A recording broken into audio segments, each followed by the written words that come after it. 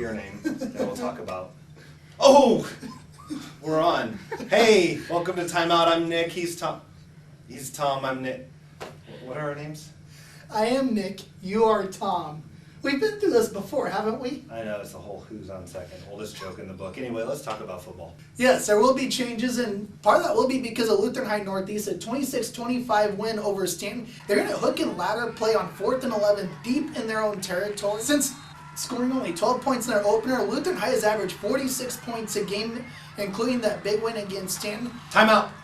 Let's talk about another big game in Class C2, Cedar Catholic Battle Creek. Tell me about that one. 12-7 win by Cedar Catholic. Battle Creek was without its starting quarterback, though. No offensive touchdowns for Hartington Cedar Catholic. They scored safety, field goal, and a pick six. Both Timeout.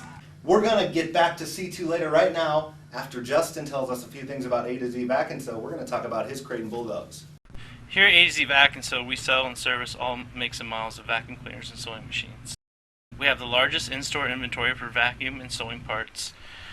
We'd like to thank you for doing business with us, Northeast Nebraska.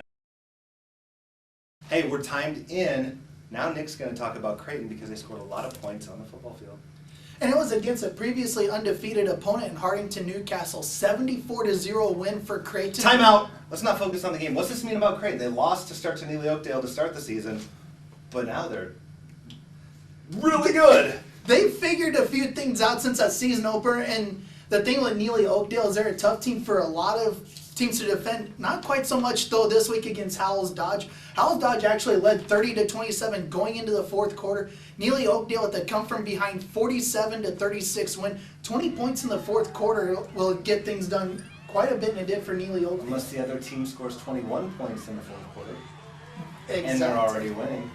Big rivalry game in the area and the state has always been Norfolk Catholic Pierce. Maybe not the case this year, as Catholic is up as a state-rated team and Pierce is winless.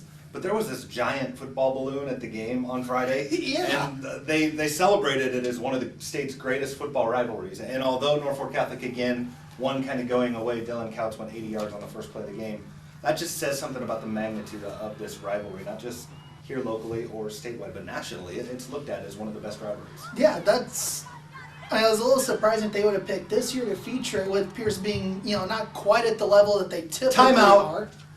I got Zach Morris on the phone because he carries around big cell phones and calls timeouts. Yeah, he's telling me that they pick it in advance. They don't do it week by week. They pick the schedule before the year. Yeah. Let's move on and talk about Class C2.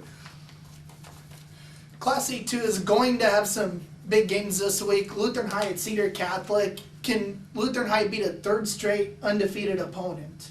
I don't know. Why are you asking me? You think I have the answers to that? Nobody does it. That's why they play the games, man. Okay. We do have a little bit of scary news to share. In the Winside Randolph game, Trey Meese for Winside suffered bleeding in his brain during the game. They actually called the game with 8 minutes and 55 seconds left until halftime. The young man's condition is improving, but he's still at the hospital in Sioux City. Just real scary time for the Meese family, and definitely keep your prayers for them. I can imagine what they're going through. My son just had a concussion earlier in the year, and that's scary enough, but this is so far beyond that. Prayers, thoughts. Like I said, I can't imagine. There are no words. Yeah. From all of us at Timeout, thank you for tuning in, and we hope to see you again next week.